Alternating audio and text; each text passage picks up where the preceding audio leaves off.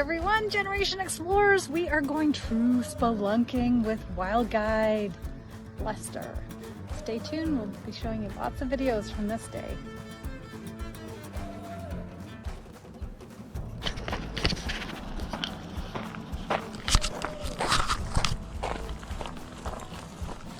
At this point, let's make sure helmet's on, correctly buckled in case someone rolls a rock on top.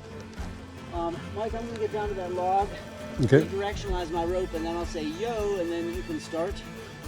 Katie, when he gets about here, you may begin too. So just give each other a little bit of space. Don't hurry. So let's go hands free. All right, give me just a minute.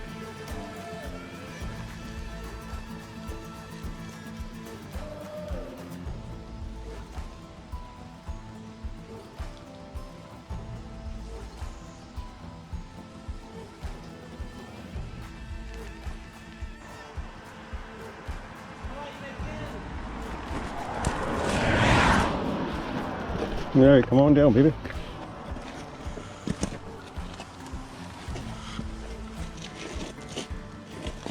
All right.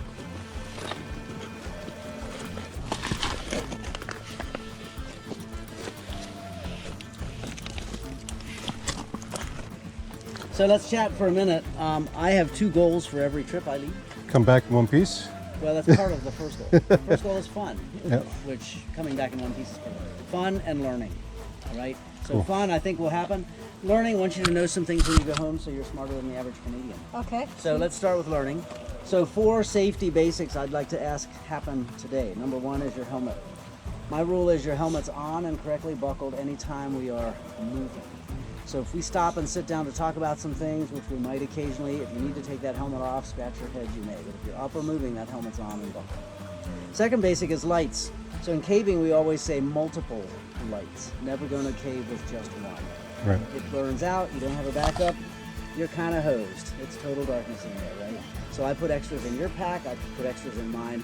Some cavers say 3 light sources per person. I just like to say more lights than people, okay? So helmets, lights. Third basic is that whistle. So in the outdoors, whether you're hiking on a trail, paddling a river, or in a cave, one blast always means the same thing to your group. Do you know what one whistle blast means? Nope. I'm okay. Just means stop. So everybody stop and hang out. So if we're a little separated and you need to stop the group, if you need to fix your light or your shoe, just one blast, everyone comes to a stop. A double means gather. So if we're exploring a couple different directions and then you hear a double, it means come to the whistle. All right. So helmets, multiple lights, whistles. Last thing is, in a cave, everything we do is slow. No hurry, no drama. Why no hurry? Well, geology. How did this cave form? What was the mechanism? More likely water. Water, but not erosion. All right, water flows down through the cracks in the limestone, must be limestone, because the primary chemical in limestone is calcite. So water combines with calcite and oxygen to form carbonic acid, which dissolves rock.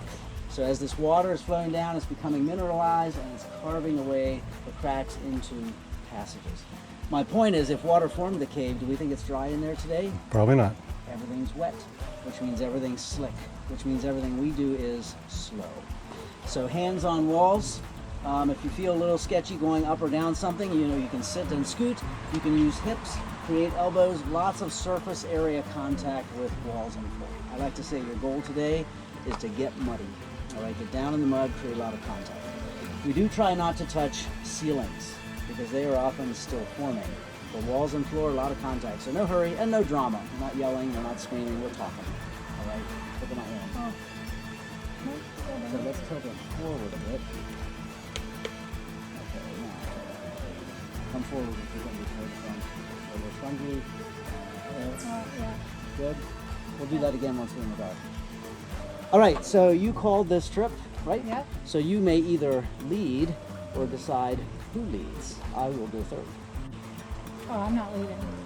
Because that leaves me. I'm okay with You're that. actually now on your low beam, so let's put you on third. All right. Am I good light-wise? Yeah, it looks And like let's it. just tilt it forward a bit so it's a little closer down to your feet. Okay. We'll play with that once we get in. So Mike, you're going to go about 20 feet here, hands and knees. Okay. And then you'll do a T junction. and you can stand up. Okay. At that point, we'll All right, everyone, Generation Explorers, we are going in there on our bellies. Come on, how awesome is this?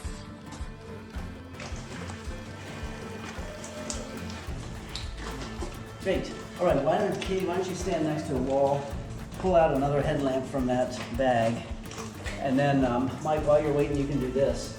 When you're staring right at the wall, click through your light sequence. Okay. You might find you have high beam, low beam, you might have white and red, so just figure out your headlamp. So why don't you look at the wall, and I'm going to turn mine off, and you can compare which the headlamps you're pulling out. So turn that one on. There's red, try white there. That's better than the one we got, so I would go with that. All right, we're going to give you some light. Why don't you lean against the wall before you take that helmet off? Okay. And just lean back, hips against the wall there, get yourself stabilized. Mike, you can give her a hand, just pull off that other headlamp. Yep, just low battery. Marks on the wall, maybe. Okay, so marking your trail. Yes. So if you do that, if you mark your trail with spray paint, if you mark it with chalk, if you scratch arrows in the rock, you'll actually be paying a fine. That is a felony in Virginia and West Virginia to permanently deface a cave. So a lot of cavers take your idea, but they do it this way. They use balloons. flagging tape. Oh, flagging tape. All right, so just a little, you get buy a whole roll of this at a hardware store. It's real cheap.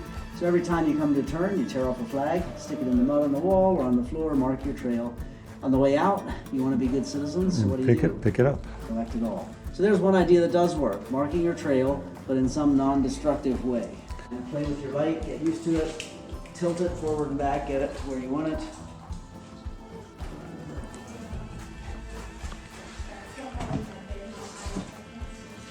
So Mike, when you get to those wet rocks to your right, just pause and wait, and when she catches up, you can say spotter ready. Oh, so we're going up this little ledge and up in here? Yes. Yeah, okay. Just wait till you have a spotter.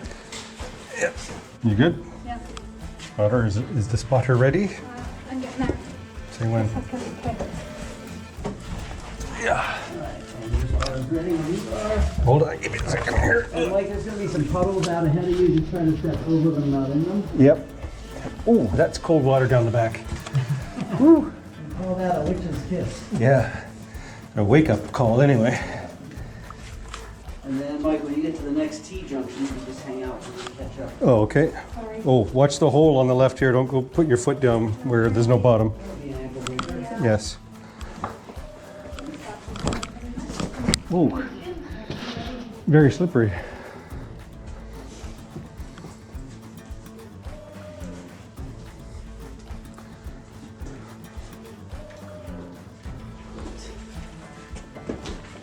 Nice. All right, I'm going to jump out in front of you if you don't mind.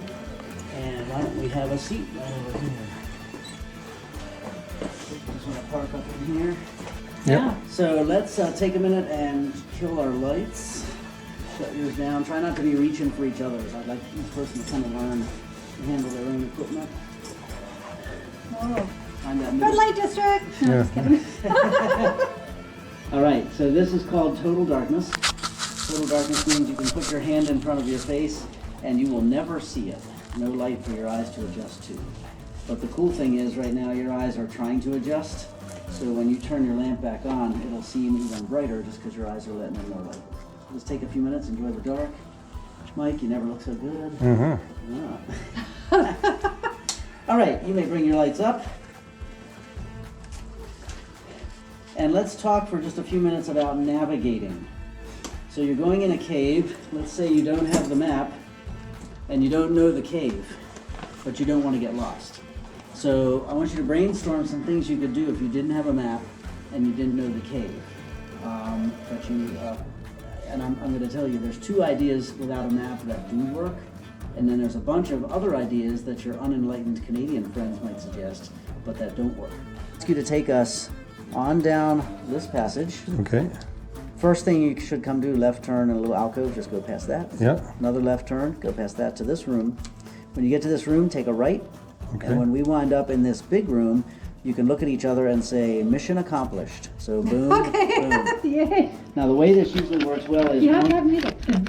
well, sound effects. So Yeah. usually the way this works well is one of you takes map and compass, you're the navigator. Sure. And then your partner is your scout out in front.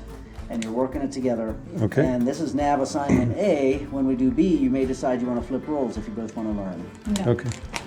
I will guide and you will I follow? am 100% Or directionally challenged. I will lead you. Can't read Actually, a map. cool thing, is your map oriented? It was until I just turned. Well, no, it is. So look at this. If we're here and you want to go there, you can lift your travel direction right off your map. Yeah. See that? So that tells you which one you want to go to. Okay. Make sense? So here it is here, Kate. You're gonna go past, you're gonna go this way. There's gonna be a right and left turn, but you're gonna stay straight and you're gonna do that twice. It's pretty much straight shot. We're going to stop right before this feature and talk, but Yeah. straight shot to your Yeah. destination. I'm not sure if it's a pile of rocks or maybe it's just columns. We'll look at it when we get Sure. there. So, thing with cave maps is you see a feature, you don't know what it is really from the map until you get there and you say, oh, that's what they were trying to represent. Yeah. So it's not always clear until you see it.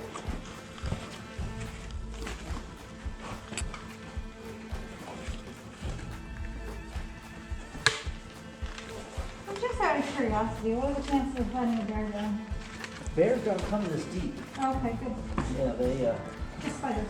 spiders, beetles, I'm going straight. bats. Yes. And actually, I'm going to ask you guys to pause here. I'm going to disappear for 2 minutes and drop my ropes, and then I'll be right back. No, big brown bats or little brown bats here? Little browns. Yeah, okay. If you want to catch her up on what we've done on the map so far, you may. I'll be Sure. back in 2 minutes. So we're going to go to the basement. We'll do a vertical down move to get there. Okay. We'll use 2 of those, and then we'll crawl around a bit, and then we'll do a vertical up move coming back out, and we'll use all 3. Okay. Making sense? Yeah. So I'm going to lead this next little bit. So let me get out in front. And here we go.